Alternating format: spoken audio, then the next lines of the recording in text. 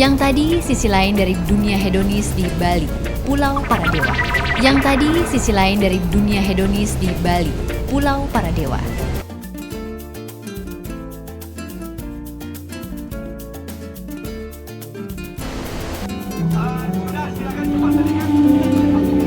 Yang ini sisi unik sekaligus ironis dari Bali, pulau yang ternyata juga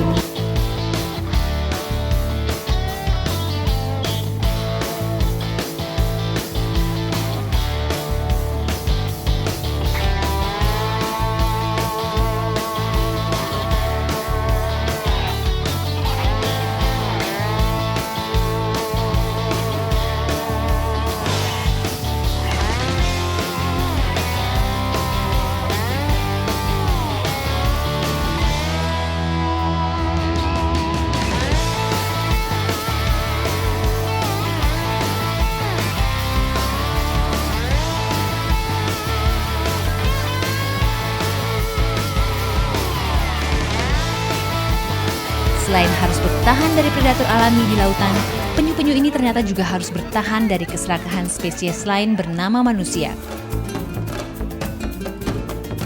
Penyu hijau dibantai untuk diambil dagingnya. Penyu sisik dibantai karena keeksotisan tempurung atau kerapasnya. Coraknya yang indah seakan menjadi bumerang, menggiurkan untuk dijadikan aksesoris dan aneka cenderamata.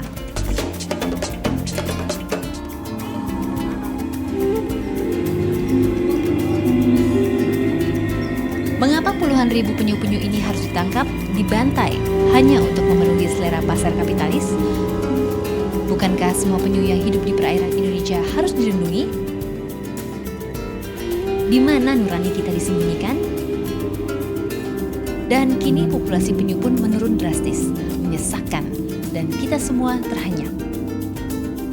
Di tahun 2001 itu sudah mulai ada penegakan hukum yang dilakukan oleh BKSDA dan juga kepolisian, sehingga berhasil menurunkan angka perdagangan penyu di Bali khususnya. Memang kalau kita bicara global secara Indonesia itu memang masih banyak lagi pemanfaatan penyu baik telur maupun karapasnya. Misalnya Yogyakarta untuk karapas dan beberapa kepulauan Indonesia di Riau dan juga Kalimantan itu mereka masih memakai telurnya ditangkap dan diperjualbelikan.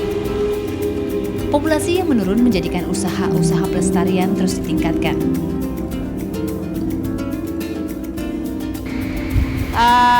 Sore ini nih dan malam ini saya akan melepas ratusan tukik dari hasil pengamanan sarang mereka yang terdapat di Pantai Kuta ini.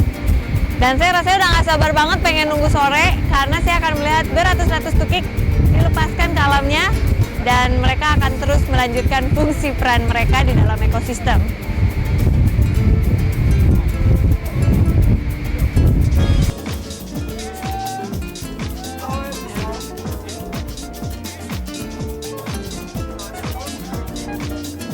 Pelepasan tukik ini rutin diadakan oleh Satuan Tugas Pantai Kuta ketika penyu-penyu datang untuk bertelur.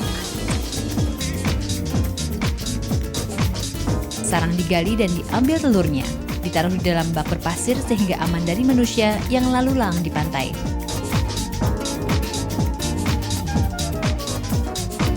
Hanya penyu betina yang naik ke pantai untuk bertelur. Seekor penyu akan kembali ke pantai yang sama untuk bertelur setelah 2 hingga 3 tahun. Biasanya waktu yang dipilih adalah malam hari karena suhu lebih dingin dan sedikit pemangsa.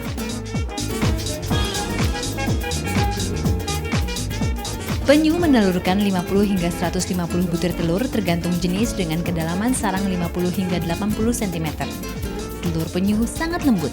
Induk akan menutup sarang dengan pasir menggunakan sirip pendayung bagian belakang, kemudian kembali ke laut. Proses ini terjadi kurang lebih 3 jam. Tukik yang baru menetas akan mencari jalan ke permukaan sarang selama 3 hingga 7 hari. Tukik akan langsung menuju ke laut. Dari 1000 ekor tukik, hanya 1 yang akan bertahan sampai dewasa, yaitu 20 hingga 50 tahun. Tukik ini 5 jam yang lalu masih berbentuk telur. Tapi sekarang pintu kebebasan udah ada di depan dia. Kita doain aja semoga dia bisa gede, karena ancaman di depan masih banyak banget seperti ikan hiu, barakuda, atau mungkin juga ikan-ikan lain besar yang memangsa penyu ini karena ya masih lunak.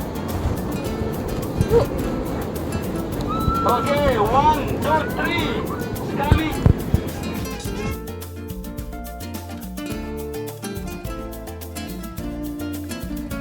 Antusiasme orang-orang yang hadir seakan memberikan secercah harapan akan masa depan penyu.